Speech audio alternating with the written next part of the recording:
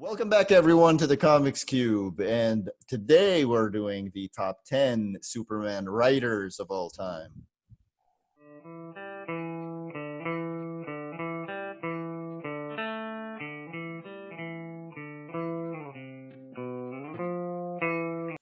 And we're doing this in the same format that we always do, which is one of us will pick, from a list of writers who they think was the most influential Superman writer ever was. And then we'll go to the next guy, and then the next guy, and until we fill a list of 10. We'll have honorable mentions at the end. And I went first last time, and Paul went last. So we're doing this the other way around. Paul, who is the most influential Superman writer of all time? You might disagree with me on this because he's a relatively recent one, but Grant Morrison, definitely Grant Morrison, because he's written the story that's topped the best Superman list. Any best Superman list you find on the internet, All-Star Superman is going to be near the top. And Grant Morrison wrote that. It's usually at the top. It's usually at the top. Absolutely, yeah. And usually when I'm thinking of like Superman eras, dividing Superman into my favorite eras, you've got the 90s, you've got like the Bronze Age, and you've got the Silver Age. But Morrison feels like he's in an era all of himself because, he kind of almost reinvented the superhero in 96 when he kind of started writing JLA, and Superman was a huge part of that, and how he handled Superman in that was a huge part of that. And there's a bit in the first JLA story he does in his run that almost sort of like simplifies and defines not just Superman but the very concept of a superhero in the face of people like Alan Moore, who'd been coming along and sort of saying, well, why do we need superheroes? Aren't superheroes, why do we need superheroes? What's so wrong about being a normal human? What is the role of a superhero? And all these questions were being asked in the 80s. And Grant Morrison kind of answered that through Superman in his 96 JLA run, where like somebody like Green Lantern Kyle Rayner asks Superman, they're talking about how amazing human beings are. And Kyle Rayner says, well, if they're so amazing, what are we here for? And Superman says, to catch them when they fall. Mm-hmm. And that is like Morrison's answer to what is the point of superheroes? What is the role of a superhero? It's like, we are friends here to help. And that is the essence of Superman. And Morrison gets it, and he brought it back to the forefront with that JLA run, and he continued to do that then whenever he wrote Superman.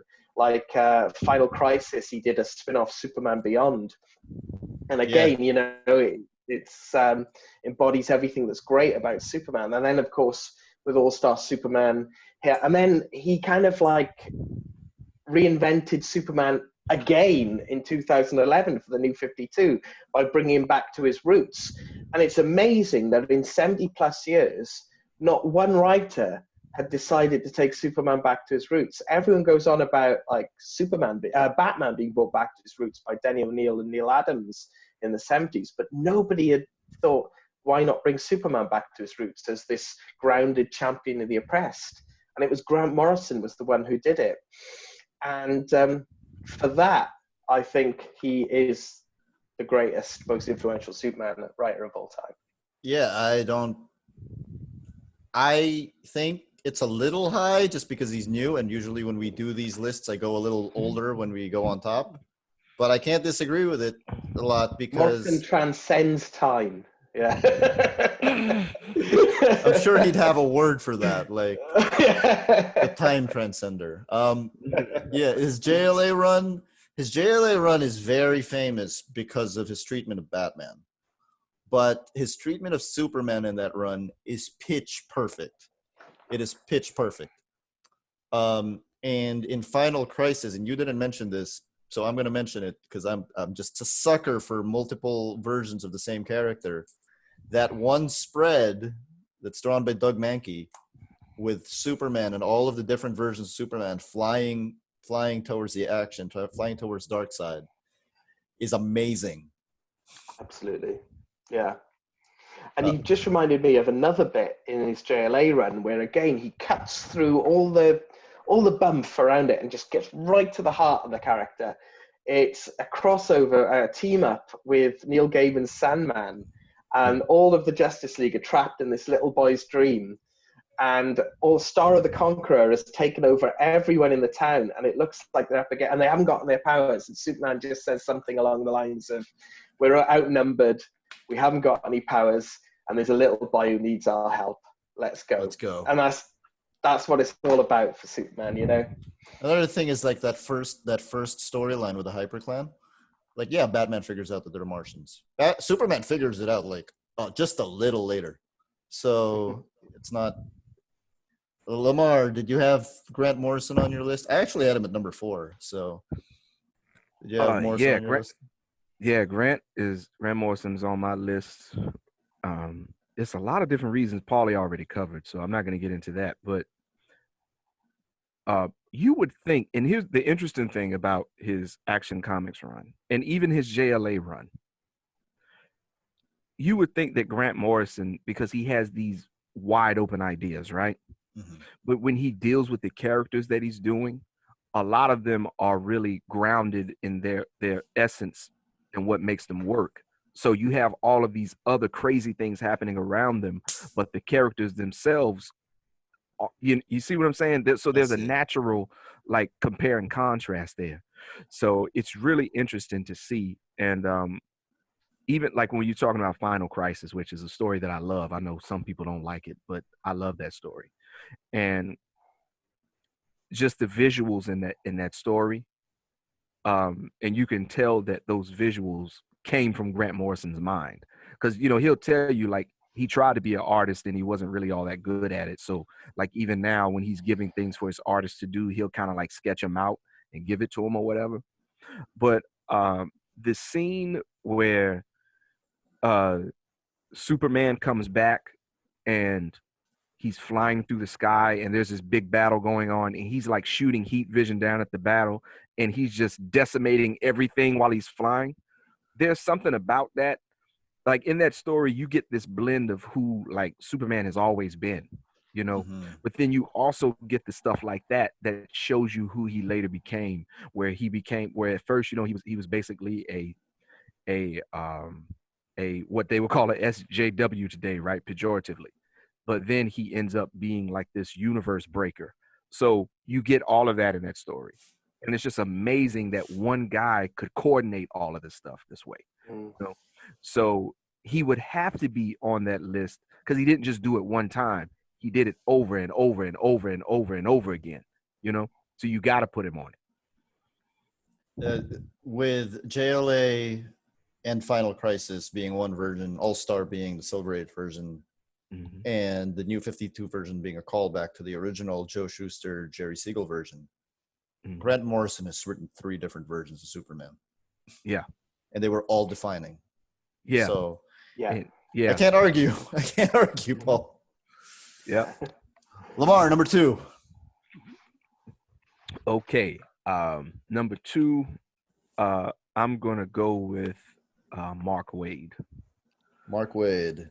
Grant Morrison and Mark Waid. That's a hell of a team.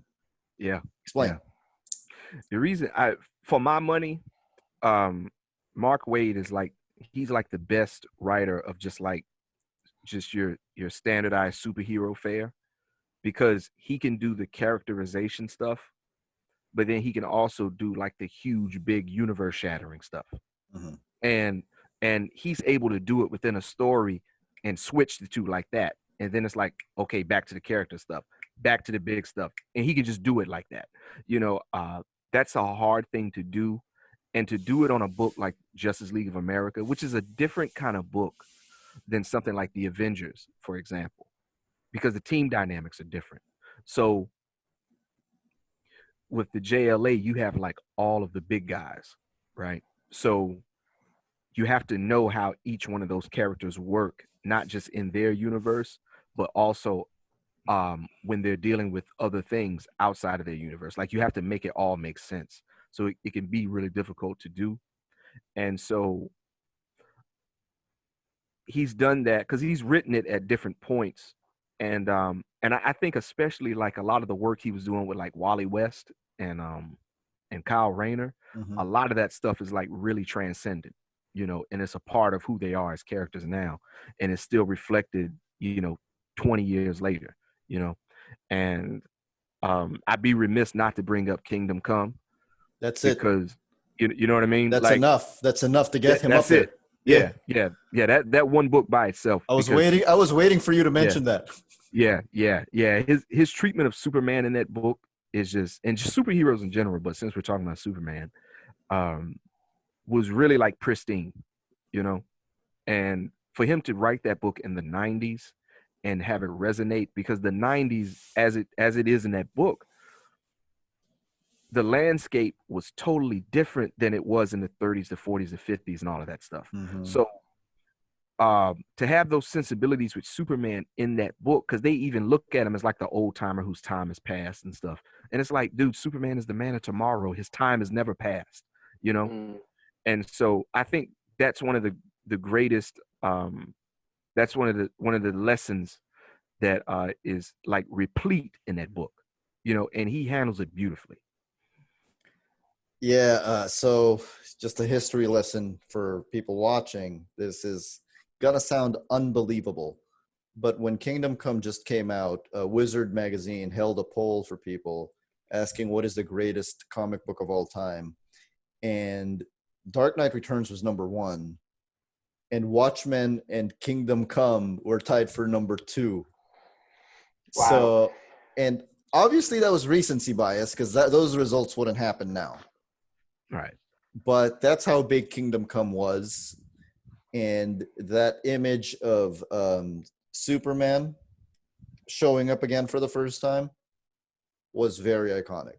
And that was basically, Mark Waid needs to write Superman was the sentiment here. And we didn't even mention, Paul, I'll let you talk about this. We didn't even mention he wrote a Superman reinvention called Birthright.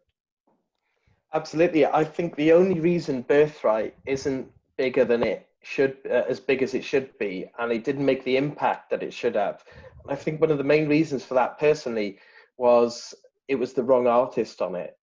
Leniel Francis Yu is obviously a great artist, but I think the style and the tone he brought to the book was completely at odds with what Waid was depicting with his writing. And it unfortunately just didn't work. But Birthright itself, the story, is a fantastic Superman story. And like I was saying about Morrison, he really gets the essence of the character.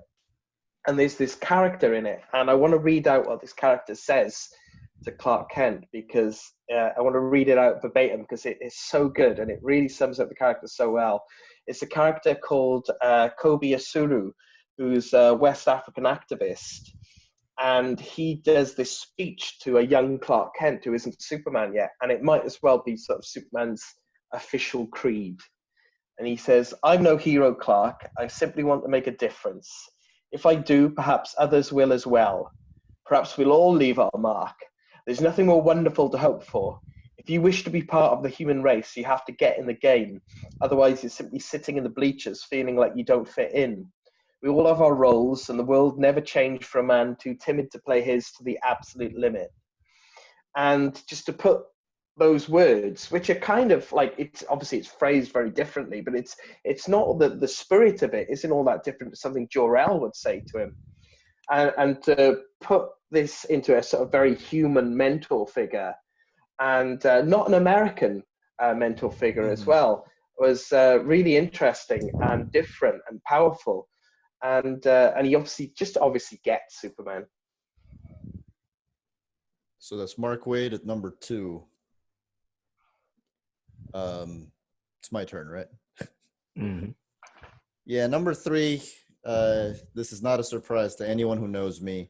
There is one superhero in the DC universe that I love more than Superman. That superhero did not originate in the DC universe. That is Captain Marvel. He's better known to most people as Shazam. And in the Golden Age, he outsold Superman and was written by a guy named Otto Binder. And when that shut down, Otto Binder moved over to Superman and brought over a lot of his ideas that he was already using. So he had created Mary Marvel, and for Superman, he co-created Kara Zor-El, Supergirl. And he also created, among other things, Brainiac, Bizarro, Beppo the Super Monkey, Crypto the Super Dog, Streaky the Super Cat, and Metallo. Otto Binder was one of the most imaginative writers in superhero fiction. And I am, like, honestly, when we made this list, he was number 1 on mine. So Otto Binder, number 3. Any thoughts? I absolutely agree with that 100%. Like it would be a completely different character without, didn't he create the Legion as well? Created the Legion of Superheroes. That's true. Yeah. And I just think like he took Superman out of Metropolis, didn't he? And created this wider mythology around him. And so it's just an amazing impact he had. And the stories are good and they're fun. It's not just sort of like he created them. He created them in really fun, engaging stories as well. So, yeah, I completely agree. Also created the Phantom Zone, which is not a character, but it's an element that's and also the Bottled City of Kandor. Yeah. He created the Superman universe, didn't he, in a way? He's basically Bill Finger for Superman. Like the way all of the stuff that Bill Finger gave to Batman is what Otto Binder did for Superman. LaMar, thoughts? One thing I want to say about him and his work, especially like on Superman, is that, you know, coming from Captain Marvel with everything that you just talked about how, you know, Captain Marvel at one point in time was the highest selling superhero in comics, and the book was just crazy. Though, and he brought a lot of that spirit into the Superman comics, and it wasn't there before. So the books were like really fun to read.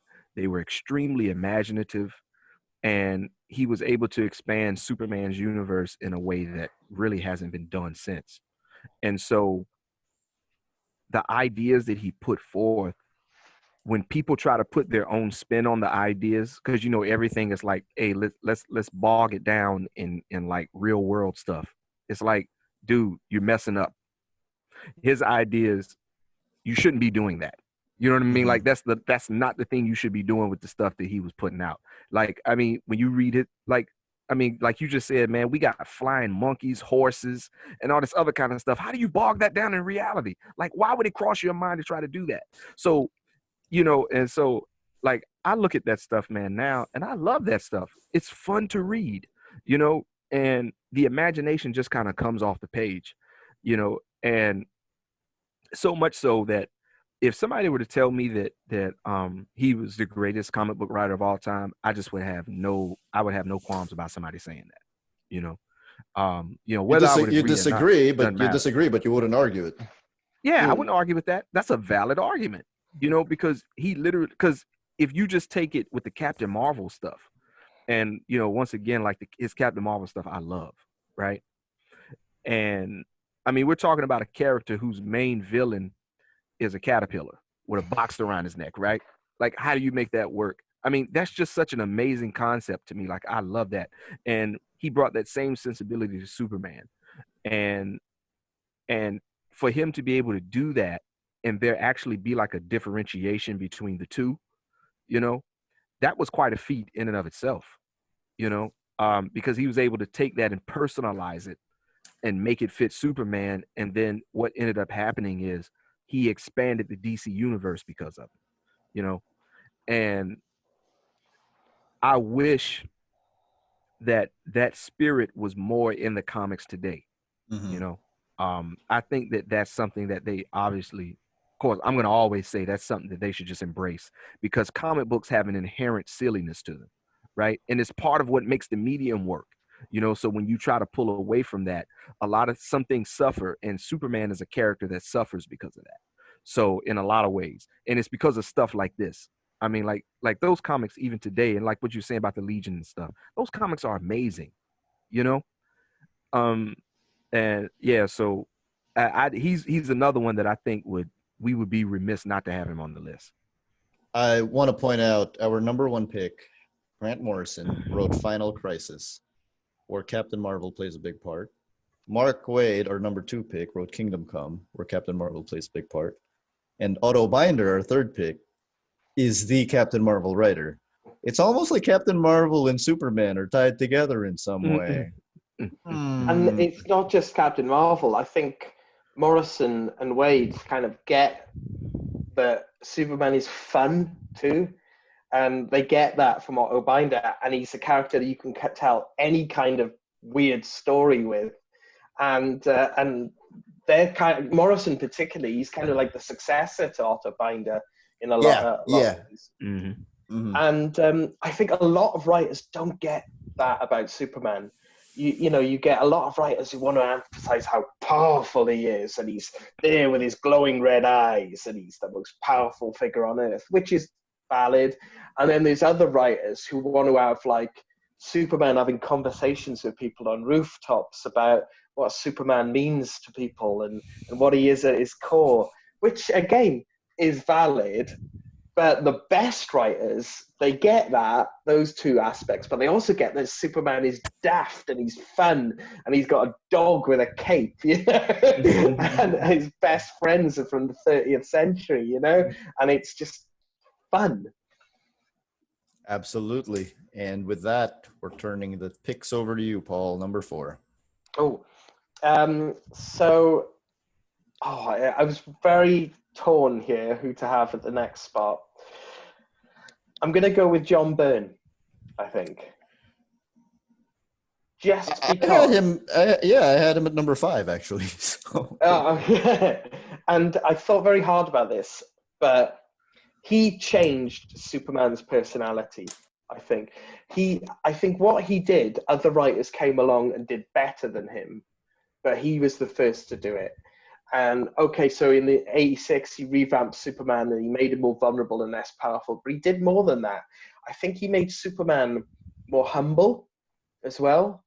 And that was something that was definitely present in Christopher Reeve's depiction of it. But even though physically, like the way Superman looked and his grace, that aspect of Christopher Reeve had come into the comic. The humility, I don't think, had come into the comic until John Byrne. And I think he just made Superman more likable, really. I mean, I love Bronze Age Superman, that sort of Superman from the set, like 1970 to 85. I love that era of Superman. But there's a strong case to be made that Superman is a jerk, a prat. He's a bit of... Because and one story that always sticks in my brain is...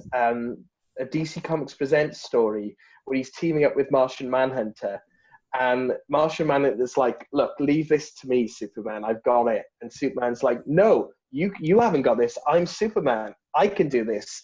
And he just beats up Martian Manhunter because he thinks he can do a better job of it than Martian Manhunter can. And it all goes tits up, basically, because of that. He messes up. And it's a great story. And I really love that aspect of that version of Superman's personality, that sort of arrogance. But John Byrne was the first writer to do away with that and make him a more human Superman, a more humble Superman, a Superman who wouldn't dream of beating up Martian Manhunter because he thinks he could do the job better.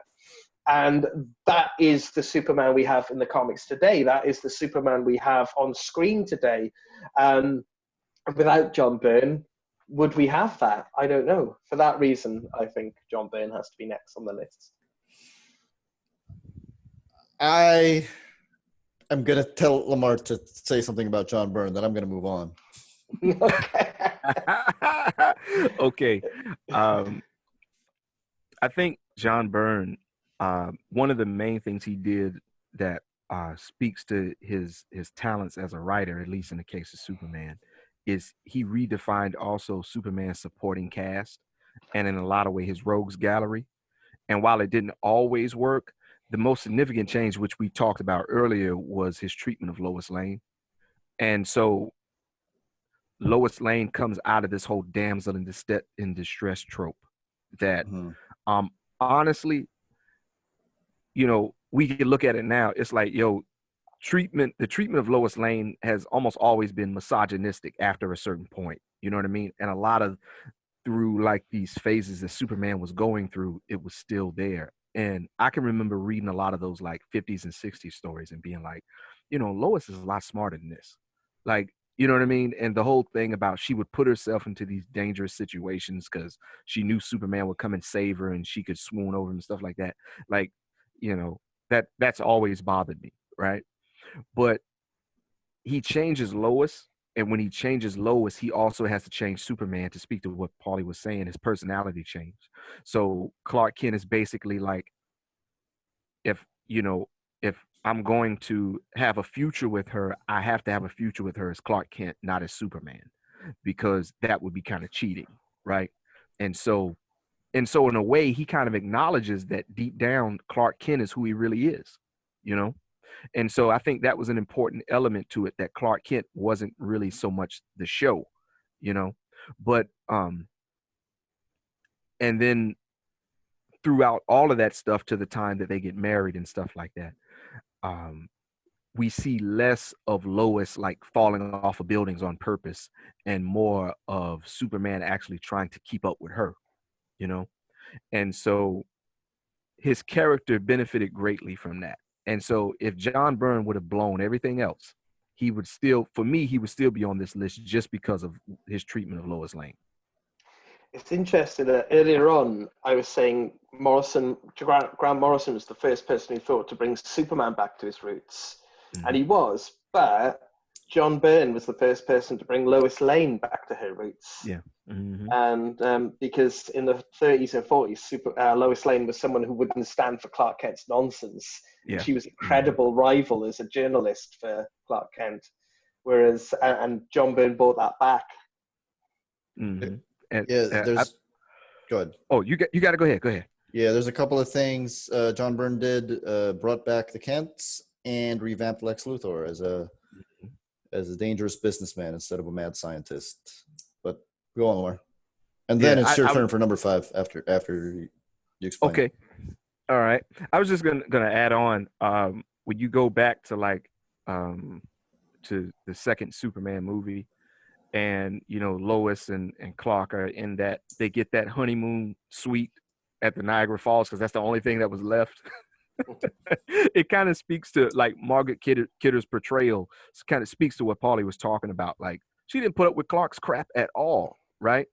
And so you kind of see hints of what Byrne would later do in that movie, because the part where she figures out who he is, and so is like the part where they're in there and there's this pink bear or whatever it is on the floor, and he trips over the bear and his hand goes down and his glasses go into the fireplace, and he sticks his hand in there and he gets the joints out, but she catches him.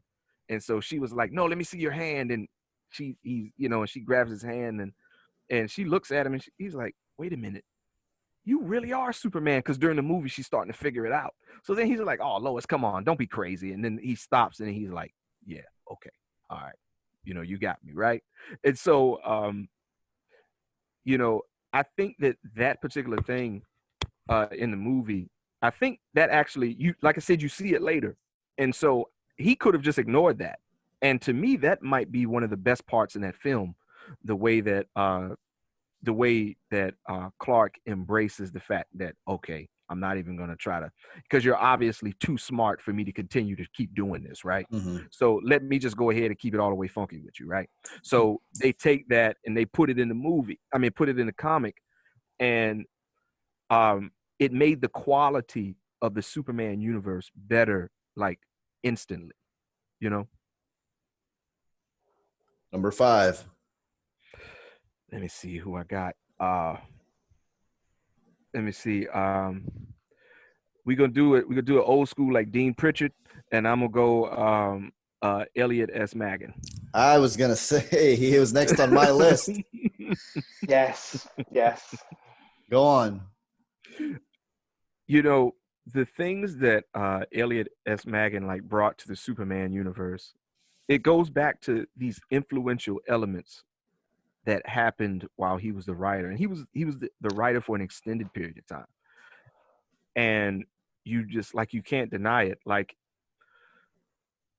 it was also in a lot of ways, there was this, as far as the tone of the books, because this, in like, when you get into like the 50s and the 60s, it was a thing where like they would just kind of throw anything to the wall, or like if there was a pop culture motif, they would put it in the books, you know. And so in a lot of ways, there was a lot of transitional things, and a lot of stuff didn't work. But Elliot S. Maggin is a guy who actually got Superman, right? And there wasn't a lot being thrown to chance. And you can go back and read the stories, and you'll kind of pick that up in the stories and stuff. And Superman was really consistent during that time, which with everything that was kind of going on at the time in the business and also like in the world, it takes a certain kind of perspective in order to perpetuate that. With a character like Superman, who's so ubiquitous, it's easy to mess it up if you go in the wrong direction, And so, because it's like, if you make a mistake, the stakes are high, because like you're making mistakes in real time and in front of people, So being a comic book writer, especially during that time, it was, I can imagine it was quite challenging, Mm-hmm. So I would have to take my hat off to him just for the consistency, if nothing else. Elliot S. Maggin is, for me, the biggest thing for me when I hear his name is that I've heard other Superman writers constantly mention him. Mm-hmm. And one of them is Mark Waid. Like, they just all talk about how influential Elliot S. Maggin is in the way they perceive Superman. There's this one story he wrote called Must There Be a Superman? Yeah. Yeah. And that one basically is used as an example of what Superman should be like by writers. So he's kind of like the Velvet Underground.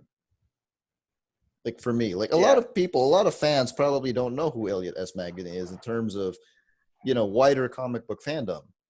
But anybody who read his work ended up being a comic book writer. Yeah. So that's a good pick. It's so mature to ask, and it is, to ask like, why doesn't Superman end war? Why doesn't he end world hunger and stuff? And we think that's like a modern question. But Elliot S. Maggin was dealing with it in the early 70s with Why Must There Be a Superman? He was the first writer to really tackle it with that story. And it's held up as quite a famous story, but it's amazing that more people don't know about it because, like you said, it was so influential. And that's Elliot S. Maggin, S with an exclamation point. At number 5, for number 6, I'm stealing one of yours, Paul. I'm going with Dan Jurgens. And the reason for that is because, look, the 90s were the most consistent time of Superman comics ever, and Dan Jurgens was the ringleader. So, and I've said this, I'm on record saying that my favorite of those writers is Roger Stern. But if you're going to name just one of those writers, which is not to say that we can't name the others later, the guy you'd have to name is Dan Jurgens. So it's Dan Jurgens spearheaded the death of Superman, the wedding of Superman, Superman Red, Superman Blue, Electric Superman, the stuff with Doomsday, with a Hunter Prey.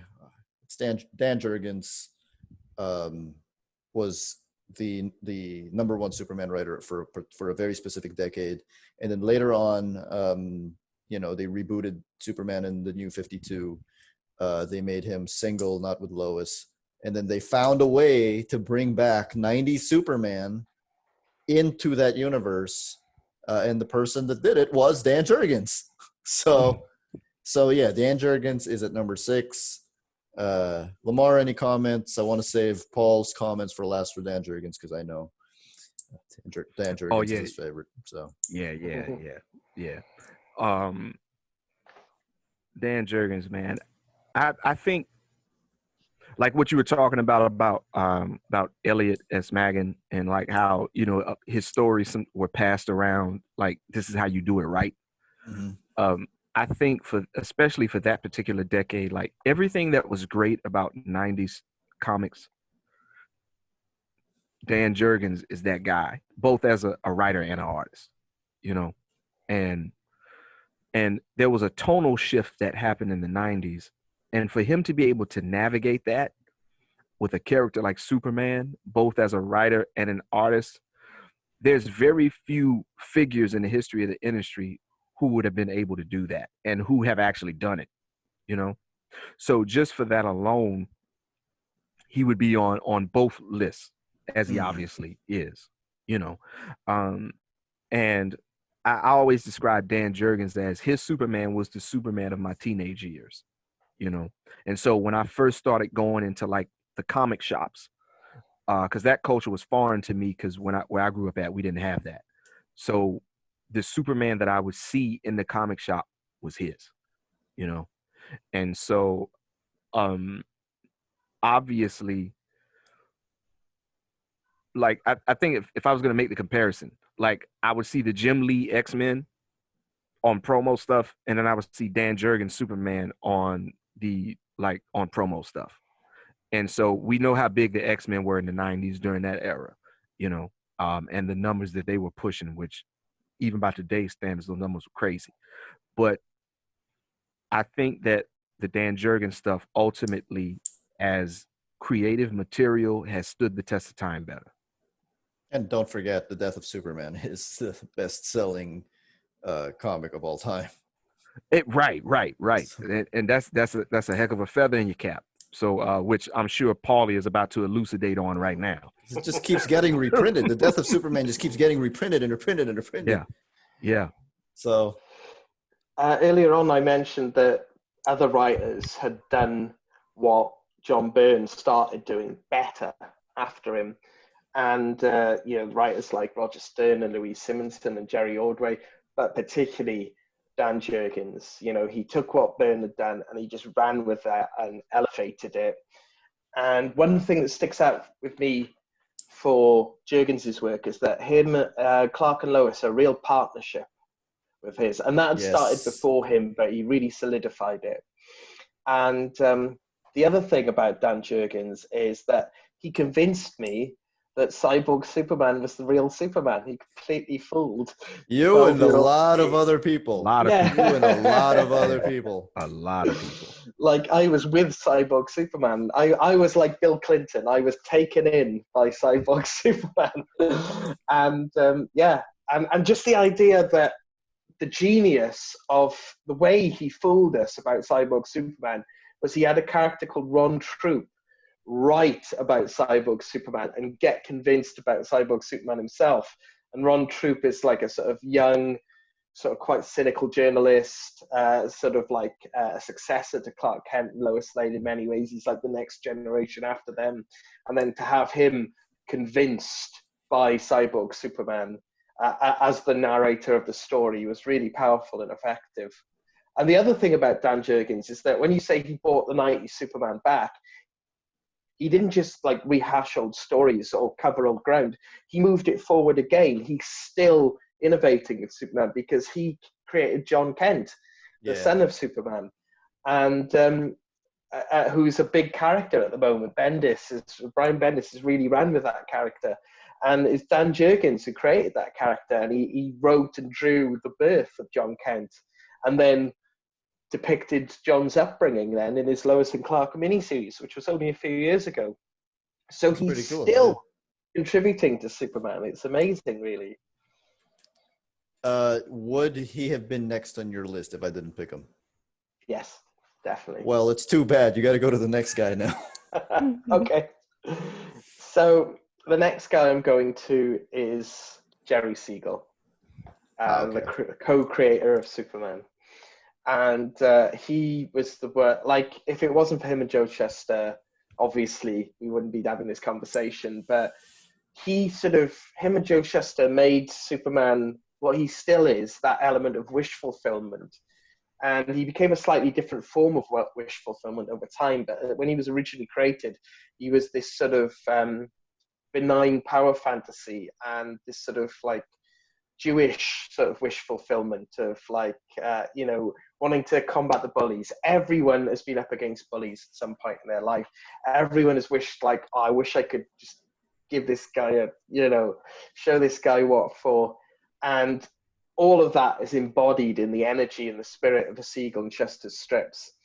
And he was the one, not just created all the, Clark Kent, Lois Lane, Clark Kent as a secret identity, Superman as an alien, all the powers. He created that, but also he created that spirit of wish fulfillment as well.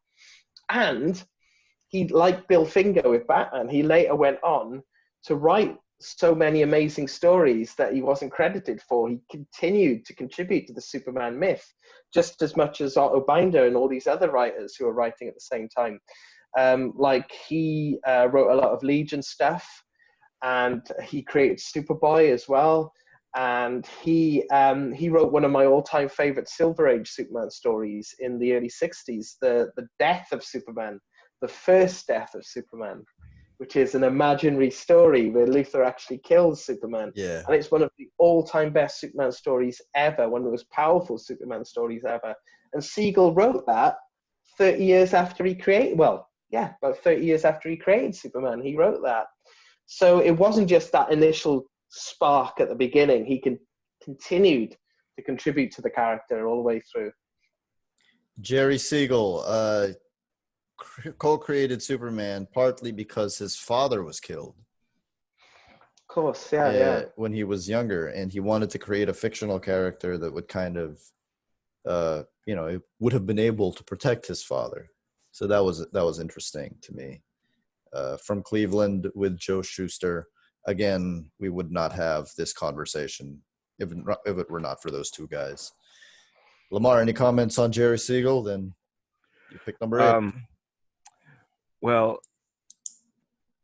I think that it was just funny because you added that personal bit to it.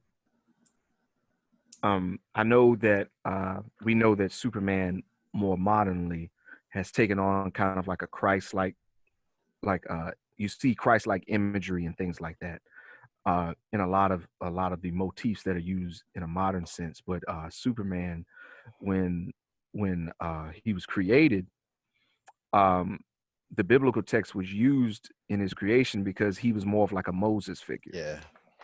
So it's just an interesting compare and contrast. And so it makes sense with what you just said about, he wanted to create somebody who could have saved his father when his father was killed. So obviously it couldn't have been Moses. So because you wouldn't be able to do that in a superhero comic. So what do? We basically take Moses, give him a haircut, some hair dye, and we throw a cape around his neck, because that's essentially what Superman was, Mm-hmm. So I think that speaks for itself, so there's not really a whole lot I could really add to that, other than I can just say I'm thankful for this character being created, and this is the person that we have to thank for it. So he should always be included on a list like this, because not only did he create Superman, like he created superheroes. Yeah. Yeah. So the genre exists because of him. Yes. Like, you can't you can't like take that away. Like that's just too big of a thing to ignore. You know what I mean? So for me, he's either going to always be number 1 or number 2 for me personally. For me, if you want to talk about his Jewish upbringing, Superman's name is Kal-El. Yeah. El is Hebrew for godlike or angelic. Yeah. Yeah. So, and that's Jerry Siegel. Siegel. Yep. Okay. And also to piggyback on that real quick, just to get into like a bit of the linguistic stuff. Like El also, the reason why it's associated with godhood and things like that is because that terminology is associated with action, and the ability to do things. So I think that that's important, considering that the book is called Action Comics, and it's also a big part in what Superman is about. I think we need more of that now. Like, we need more of that aspect of Superman today, because it comes from a place of helplessness. of just seeing all this injustice going on and just feeling completely helpless of it. And that's how we're all feeling now, I think, is that in the face of the pandemic, in the face of what the world leaders are doing at the moment, we just feel like there's nothing we can do about it. And they created this person who can do something about it, who can go to these world leaders and clonk their heads together, and or could go to a world leader, a general, and make him fight in the trenches with the soldiers to see what it was like. He could go to like a posh mine owner and make him work in the mine to see what that was like. And just that really pure fantasy aspect of it. I just wish we had that now. I need it. For Jerry Siegel, one of Superman's ancestors is named Seg-El. As a shout out to Jerry Siegel. And yeah, like superheroes are supposed to be hopeful, and that's what he created. And I really have nothing else to add to that. So LaMar, you got pick number 8. Yep. I'm gonna pick. I guess if you're into Superman, this pick is not obscure, but if you're not, it probably is. But he's still nonetheless important. Robert Bernstein. Okay. Robert Bernstein he's the guy who created Lois Lane's father, General Sam Lane. He also created General Zod. Mm-hmm. And he also created Mon-El or Largan, which a lot of us would know him as Superboy in some circles, Yeah. And also co-created the Phantom Zone. So, yep. Mm-hmm. Yep. With Otto Binder. Anything about Robert Bernstein, Paul? Nothing really to add to what LaMar said. Yeah, just like a sort of unrecognized figure, but a really, really important one too. He wrote also for pretty much all the Superman titles, including Lois Lane and Jimmy Olsen. Yeah. So there's a big thing there. I'm gonna go with my number 9 pick. I am going back and forth because I know this is my last pick. I'm going back and forth, and they might be controversial. So the one I'm just gonna name is Jeff Johns. And we can talk about Jeff Johns all day about whether he should be seen as a Superman writer. Well, he did have like a short run on Superman, or whatever. But the fact is, Jeff Johns has written 2 stories that are basically a love letter to Superman and what he means to the DC universe: Infinite Crisis and the Doomsday Clock, which are going to be reprinted forever. So Jeff Johns, for that reason, I personally, I like both stories of Superman stories. I don't know if I needed 2 Jeff Johns stories that is all about what Superman retconning the DC universe. I don't know if we really needed 2 of those, but I like them anyway. And for me, the best Superman Jeff Johns story is Superman and the Legion of Superheroes with Gary Frank. That got me back into reading a lot of Superman comics. So Jeff Johns basically for 3 stories, number 9. Anyone? He's one of my he's one of my favorite writers, comic superhero writers of all time. I think he's like the master of the elevator pitch, in that he can get the most sort of tangled, obscure character with the most messy backstory of all, and he can sort of distill it down to like, why is this character cool? Can you tell me in 2 sentences why I should like this character? And he can do that with every character he's touched, I think. And certainly, I think he's done it with Superman. He did those 2 massive stories, Infinite Crisis and Doomsday Clock, but the short run he did was fantastic as well, like Lost Sun, Escape to Bizarro World. Like you said, Superman, the Legion of Superheroes is brilliant. And Brainiac, and then he started off the New Krypton saga as well. He also did Secret Origin. Of course, Secret Origin as well.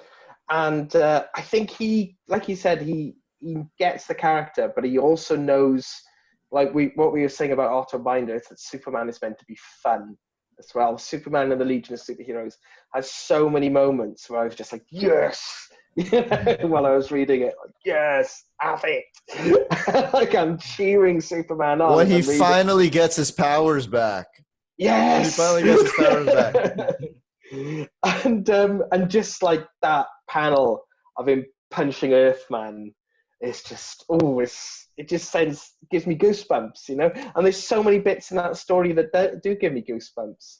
And then in Escape from Bizarro World, doesn't he give he gives Pa Kent powers, doesn't he? I think. Yeah, he does. That's right, because Superman gets Superman vision. Because the idea is under a blue sun, he gets extra powers. And one of these powers is Superman vision, where he can give people Superman powers with his vision. And that's like an Otto Binder idea. Like, it's brilliant. I want to call that out, because the thing about Jeff Johns to me, like especially way back when he was a younger writer, it's just the idea, like the most obvious ideas that nobody's ever thought of. Like, why isn't there a Red Lantern? Of course there would be a Red Lantern, because there's a Green Lantern and a Yellow Lantern. Like, why isn't there a Red Lantern? or just, okay, if Superman gets his powers from a yellow sun, because the yellow sun has lighter gravity than a red sun, then what would he be like under a blue sun? Like, it's just so obvious, and nobody's ever thought of it. So, like what he did with Superboy as well, because like Superboy was supposed to be a mixture between Superman's DNA and a human's DNA. And I think before Jeff Johns came along, wasn't he like half Superman, half that Paul Westfield guy? Just nobody cares. Random, exactly. Just random leader of Cadmus Project or whatever. And then like Jeff Johns was like, what if that human DNA was from Lex Luthor? Yeah. And that's a brilliant idea. Like you said, it's a really obvious idea, but it took him to do it. Like, yeah. LaMar, any thoughts on Mr. Jeff Johns? Well, what I'll say is like what you were saying about how Grant Morrison is probably the heir apparent to Otto Binder. I think that Jeff Johns is the heir apparent to Mark Waid. And, you know, and the thing about it is like when he's on, there's nobody that he would be a contemporary to when he's firing on all cylinders that really gets the characters that he deals with the way that he does. And you got to give him props for that. I mean, he, first of all, he, to take it out of the Superman universe a little bit, he brought back Hal Jordan to some people's displeasure. I'll say it like that. But he fixed a lot of the stuff in the GL universe. And nobody would have thought that that was possible before he did it. But he did it in the most obvious ways. Like, you know, he even would take like the images on the covers. Like there's a scene in Green Lantern Rebirth where it was the image of Hal Jordan as Parallax, and he's holding his hand up and he has the stuff coming from his hand that was like the one-page spread with just him standing there. He even took that spread and made it so like what was actually happening was Hal was reaching up and he was grabbing the Parallax entity like by the cheek, and he was like embracing him. Like he puts it in a panel. Like who would think to do that, you know? But he's contributed so much. Like Secret Origin #1, the first issue of that, is because I'm a fan of like just single issues. Like I love arcs and stuff, but I love like stories that are told in one issue. But that one is not told in one issue, but in a lot of ways it feels like it, because there's a conclusion at the end. There's no real cliffhanger. It just kind of goes on to the next thing, next issue. That's one of the single best issues of a Superman comic I've ever read. And so it's a very emotional comic, you know. But you also got to give him credit. Like he was able to do something. Like he was like when he did Blackest Night, which is it's a DC Comics event, but it's a Green Lantern centric event. For the people who haven't read it, it's a great story. But he was able to create a way where Superman doesn't come in and save the day. Like it wouldn't be possible for him to do it, right? That's something that a lot of people just would not be able to do, because most people would be like, well, Superman's there, you know, he's going to come and he's going to save the day. And then when you get to the joint, you're like, no, he's not, right? But the beautiful thing about that is that he took Superman's death, because there were people that had written comics and they were like, well, he wasn't dead. He was just in like a state that kind of looks like death to human beings, but it was a thing that Kryptonians sometimes go through, which is a callback to like the DC Superpowers episode where Superman dies and he went into a Kryptonian trance, as they call it, right? So he wasn't really dead. But which if you want to see a great Superman moment, the end of that episode has it. And the people who've seen it, they know what I'm talking about. But yeah, he basically made it where like, yeah, Superman actually died. And Necron is able to control him because Superman actually died. So then he just takes Superman off the table immediately. And not only does he do that, he actually has Superman playing for the other side. So that's when okay, just that one thing alone, it raises the stakes, again. So it's like, yeah, Superman's not coming to help you. You have to really understand a character to be able to do something like that, And so Jeff Johns, for a lot of reasons, belongs on this list, because not that he necessarily invented certain things, but he took certain things that in a lot of ways that should have never been off the table and put them back on the table again. And he did it in a way besides saying, yeah, this is just what we're doing now, But, he actually puts forth the effort to put it in story and make it make sense. And when you're talking about things that are going on like in the 90s and in the 2000s, and you're pulling things from like the 40s and the 50s, that's a tall order, I'm going to tell you my single favorite Jeff Johns page, not just my favorite Jeff Johns Superman page. My favorite Jeff Johns page is when Superman is breaking those aliens out of a police car. And the cop is going, Superman wouldn't help aliens, and then shoots at him. And then he blocks it with his hand and he says, I'm for everyone. And you should know that, officer. You hear that, people, today? Yes. Superman is for everyone. Absolutely. Paul, close this off with number 10. Oh, crikey. This is a tricky one.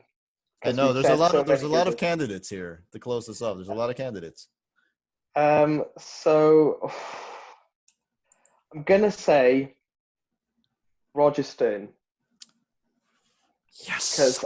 Because I think he's the bridge between Byrne and Jurgens. And like I think you were saying as well in a different recording we did, around the time when all the Superman books were closely linked in the 90s, and they did the Death of Superman story, and it needed like a firm hand at the reins to keep everything coordinated. A big part of that was editor Mike Carlin, but I think you told us as well, Dee, that Roger Stern was a huge part of that as well.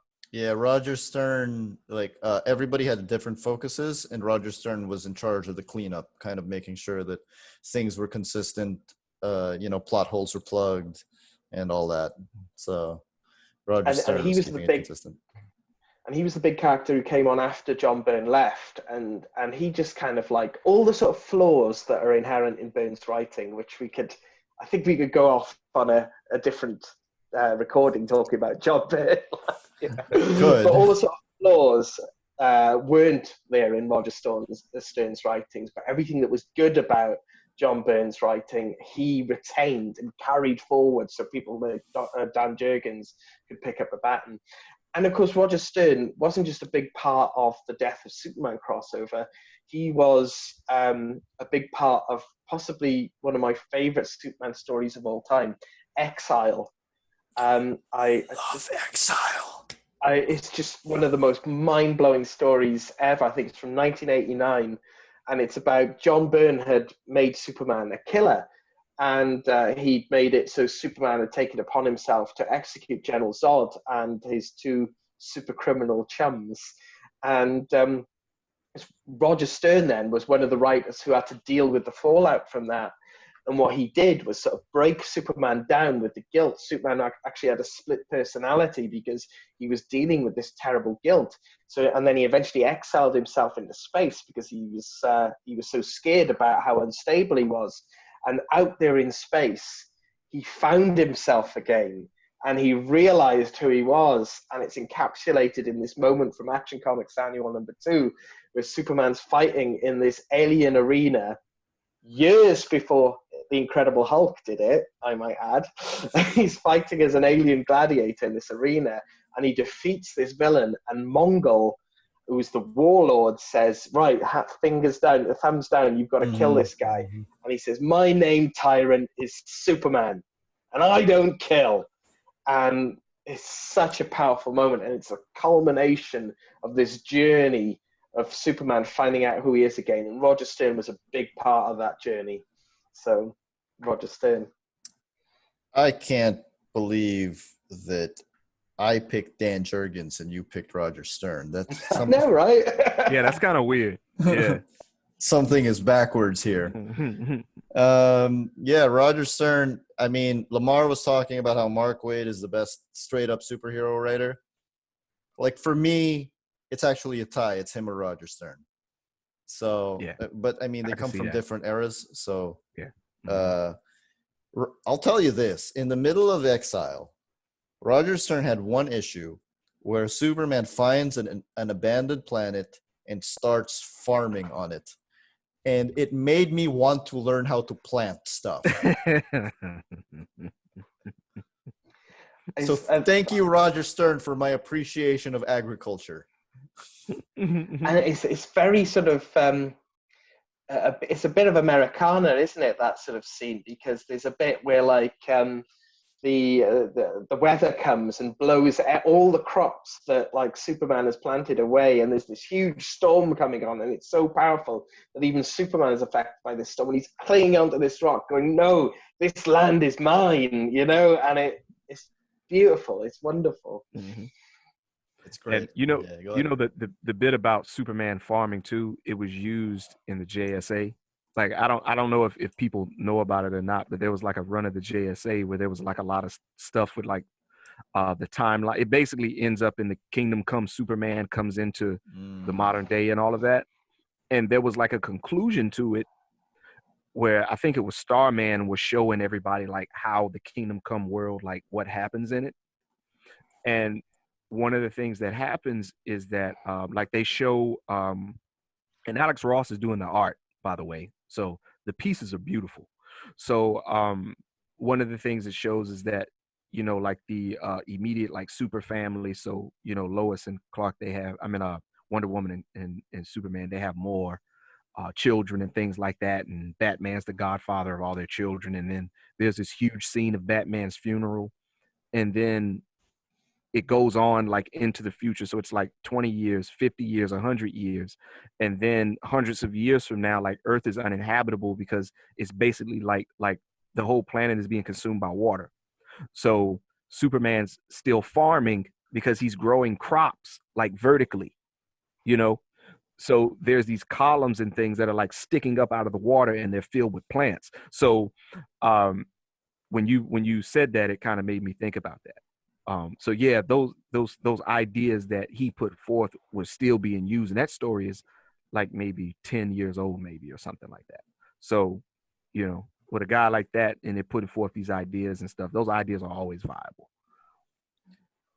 So our top 10 writers are Grant Morrison, Mark Waid, who, by the way, I want to say Mark Waid also popularized the idea that the Superman symbol stands for hope. Yeah. That's it. That's his. Otto Binder, John Byrne, under whom the Superman symbol was an S. Everyone else is like, it's just the crest of the House of L, right? Mm-hmm. So, yeah. Elliot S. Maggin, Dan Jurgens, Jerry Siegel, Robert Bernstein, Jeff Johns, and Roger Stern. So let's get down to the honorable mentions. I'm going to start by naming Louise Simonson, Carl Kiesel, Jerry Ordway. So basically all those 90s guys, because again, that was a team, and it's just that we just had to mention one of them. We ended up mentioning two of them, Dan Jurgens and Roger Stern. And Roger Stern was named because he came before Dan Jurgens. Yeah. But again, that was a team, and those guys were on the team. Carl Kiesel co-created Superboy. Louis Simonson co-created Steel. And Jerry Ordway was a very big part of that before Carl Kiesel came along. Anyone else? I want to mention Edmund Hamilton, just because he wrote some of my favorite Silver Age stories. He wrote Superman Under the Red Sun, where Superman's stranded in a post-apocalyptic future. And he also wrote The Last Days of Superman as well, where Superman's dying of virus X and has to lock himself in a glass case. And and it's kind of like almost like a greatest hits story, because all the sort of pieces of his legend come to pay tribute to him as he's dying. And I think at the end, spoiler alert, he realizes that Jimmy Olsen's in the case with him, has got some kryptonite in his pocket or something. So he's not actually dying. What a jerk. I know, right?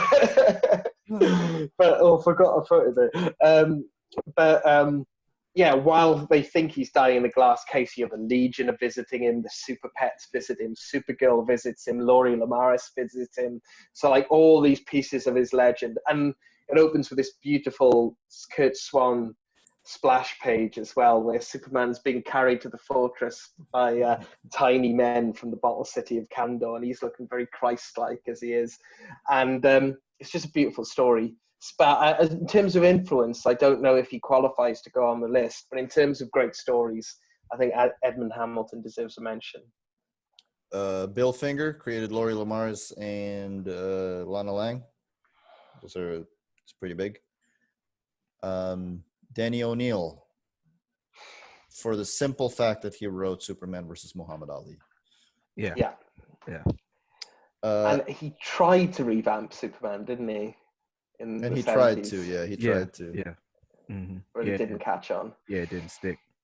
I'd also nominate someone who's not necessarily a writer, they're an editor, but Mort Weizinger. Because the stuff that took place under his leadership is the stuff that we've been talking about the entire time we've been here. And he also invented the trope of Superman losing his powers and then having to get them back, and then, and all of that. He invented that. That's the go-to Superman story. Yeah, that's that's him. That's him. And also, he basically invented what we know now is like the what if story, or like, which kind of leads way to like the Elseworlds and stuff like that, those books, and telling those stories out of continuity so you could get away with all types of things. Like, he invented that. Also, his editorial style, like a lot of his ideas, he would go into neighborhoods and talk to children and be like, hey man, look, what would you like to see Superman do next or whatever? And then whatever off the wall stuff children would say, he would write it down, and then it'd end up in the stories. So he was literally the guy who was going to his audience and asking his audience, like, what do y'all want to see? As opposed to like nowadays, it's more of, yeah, we're going to tell you what you want to see. It'll be great. Don't worry about it. And that, so he was an editor in the truest sense of the word, so much so that he created a trajectory just from being an editor for Superman that we're still on today. So I felt like he deserved a mention, even though he wasn't actually like writing the books per se. To that same logic, I want to name Mike Carlin, because those 90s Superman books could have. Look, we know there were a few other characters with like 4 books at a time back then, but Superman was the most well coordinated, and Mike Carlin was the reason for that. Yeah. And also, I want to say, I told you guys I was going back and forth on my last pick, and I ended up picking Jeff Johns. But the guy I would have picked if I didn't pick Jeff Johns was Alan Moore. And the reason for that is because, yes, if you look at a bunch of lists of the best Superman stories ever, All-Star Superman by Grant Morrison is usually at the top. You know what is usually next? Is Whatever Happened to the Man of Tomorrow. Yeah. And there's not a lot of output there from Alan Moore, but I mean, if you're constantly making the list of the best Superman stories of all time, and for the man who has everything, then is also. And for the man who has everything is usually there as well. So, and that's not even to mention his work on Supreme, which was a Superman, knockoff, and it was a tribute to those Otto Binder stories. So, but there was not enough space for him, and that's what you get when you don't have a long enough run on the book. Sorry, Alan. I still love you. You're still my favorite writer. Any other honorable mentions, guys?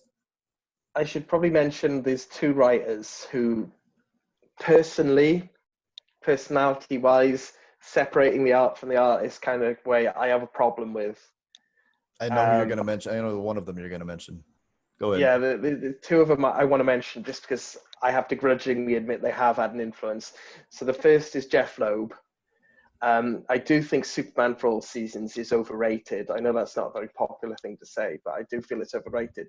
But he gave us, in that story, him and Tim Sale gave us that trope of Superman flying for the first time in a is it a hurricane or a tornado? A hurricane. Well, I don't know. I don't know. I always get those two mixed up.